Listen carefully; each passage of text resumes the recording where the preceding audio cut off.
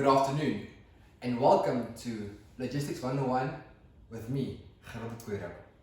Today we'll be talking about trade facilitation in Namibia. Before we talk about trade facilitation, I must give you a brief background on the Namibia Logistics Hub Master Plan and the Namibia Logistics Hub Initiative. The Namibia Logistics Hub Initiative was created in the year 2013 with the idea of making Namibia the preferred logistics hub in the SADC region. And then with the development of the Logistics Hub Master Plan in 2015, which acts as the Magna Carta for steering the Namibian logistics industry forward. The idea of the Logistics Hub Initiative is to move Namibia from a minor player to by the year 2020, a transport corridor, a viable transport corridor for the region, feeding the nations such as Zambia, Zimbabwe, DRC, Botswana, the southern part of Angola, and the northern part of South Africa, further increasing our volume by 4.2 times, and becoming an economic corridor. So not just being a transport corridor, but also adding value to goods that move through our corridors from the hinterland into the rest of the world, or from the world into the hinterland, as well as becoming improving our distribution centers. We do this by creating pull factors. This is by having inland satellite hubs, by having logistics hub centers and a good support area, and then finally becoming an industrialized economy and aligning with the government ambition of Vision 2030. Other government development plans have also incorporated the Namibian Logistics Hub Master Plan Initiative part of it, which includes the Harare Prosperity Plan, version 1 and version 2, as well as the Namibian National Development Plans, version 4, which was 2015, version 5, and then version 6, which is planned to come out at the end of the year 2023. How to do this? This is done by removing bottlenecks along our corridors. This could be transport infrastructure, so improving our roads, improving our rail lines, improving the movement of goods and the movement of goods and cargo at our ports. This would be the improvement of border infrastructure, as the borders are the first point of reference for all cargo that come in and out of Namibia. So efficiency there is key. Trade facilitation, which is what we are here to talk about today. The development of FDI promotions, foreign direct investment in Namibia, and also creating a solid demand base for goods. We also need to not forget about making sure that we have sustainable and stable energy supplies, making sure we have a sustainable supply of water. Namibia itself is a historically arid country, and how to improve on that, and then as well as good quality of labor. You can have all the big infrastructure in the world, but if you don't have the human capital to run with it, it all becomes futile. So what is trade facilitation? Trade facilitation is a simplification, standardization, and harmonization of procedures and associated information flows required to move goods from seller to buyer and to make payment. Trade facilitation reforms improve a country's trade competitiveness and effectiveness of border agencies. You have things such as the National Trade Facilitation Committee. You have groups such as the National Trade Facilitation Committee who come together and guide Namibia's trade facilitation reforms. So break down trade facilitation a bit more. Well, for that you need one, transparency. Transparency within the government promotes openness and accountability of governments and administration actions.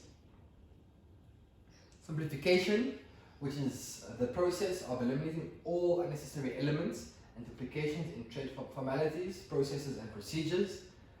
So a good example is making sure that people who move goods don't have to fill out the same document twice at various border spots. Don't need to do SPS checks at two different points, but rather just having one clear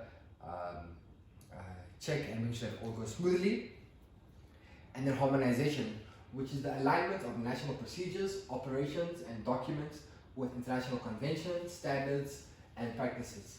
It can come from adopting and implementing the same standards as partner countries, either as part of a regional integration process or the result of business decisions. A good example is the usage of Asikuda and the development of the SAD 500, which is used by many countries all over the world, which makes it very easy for anyone reading the document to know exactly what good is being moved, what's the value of the cargo, the owner, the initial owner of the cargo, where it's coming from, where it's going to, the value of the cargo, the weights, and all of that. So, and this is also aligning to international trade conventions such as UNCTAD, making sure that we sign up to the Southern African, the Southern African Customs Union protocol on trading services and trading goods, especially with relation to the transport annex, making sure that whatever we do is aligned to that, and making sure that we have the same standardization and harmonization as all our neighboring countries. So a good example is with axle loads on trucks, making sure that we are aligned to our neighboring countries such as South Africa, DRC, Botswana, or Zambia, in order to prevent truck drivers from having to repack goods once they get to a certain border. So just harmonizing all our procedures with our neighboring countries. Then standardization is a process of developing formats and practices and procedures, documents and information that should be agreed upon by various practice parties.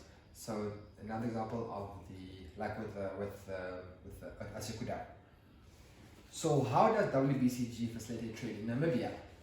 Well, our unique public-private partnership setup is a good example. It helps us. The Walvis Bay Corridor Group is made up of various members. First, we have our ministries, which is the Ministry of Roads and Transport, which is responsible for all transport regulation as well as infrastructure in our country. We have the Ministry of Industrialization and Trade.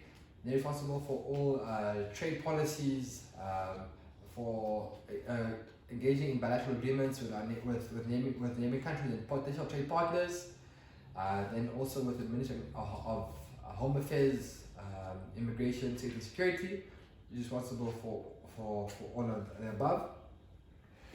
Then we also have our state-operated enterprises, such as NAMRA, which is the Namibian Revenue Agency. We have NAMPort, which is the Namibian Ports Authority, which is responsible for all ports and lighthouses in Namibia. Transnamib, responsible for Namibian rail infrastructure, for operating and managing Namibian rail infrastructure.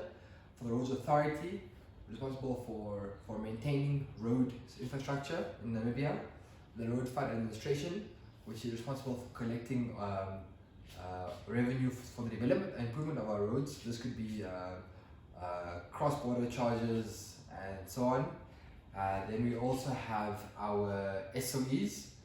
We also have our private sector, which includes the NCCI, which is the Namibian Chamber of Commerce and Industry, which supports private industry and all businessmen and women in the country. We have the NLA, which is the Namibian Logistics Association, which is an association for all major transporters and freight forwarders in the country. Then we also have the Walvis Bay Port Association, which consists of all companies that work within the realm of the Walvis Bay Port, which is our major port in Namibia, such as our stevedores. We have the Container Lines Operators Forum, which consists of the container lines or shipping lines that move within the Namibian borders or Namibian waters, such as MSC, Maersk, CMA, CGMG.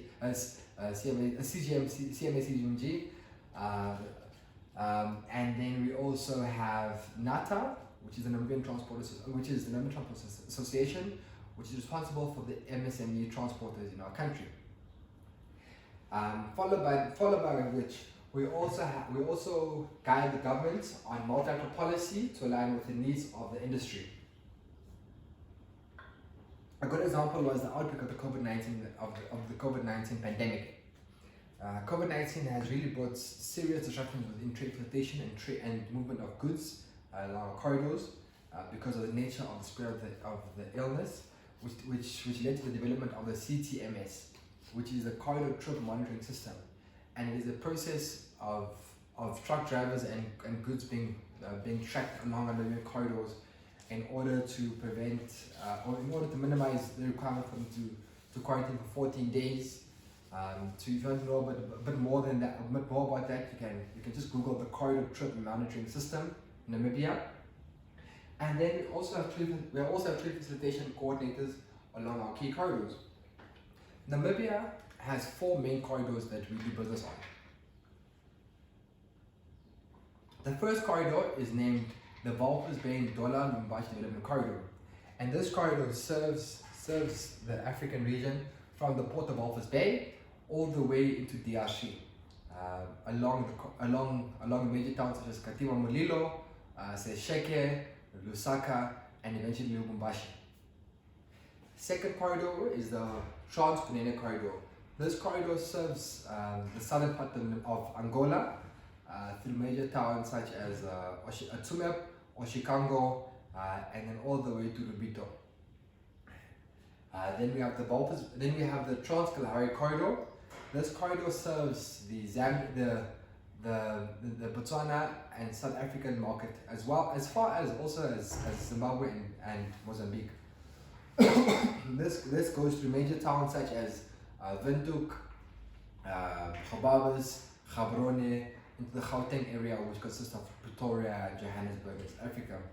And then we also have the Trans-Oranje Corridor, which services the northern part of South Africa, which goes through major towns like Keetmanshoop, Mariental, as well as Upington. And along the corridors, we have what we call trade facilitation coordinators.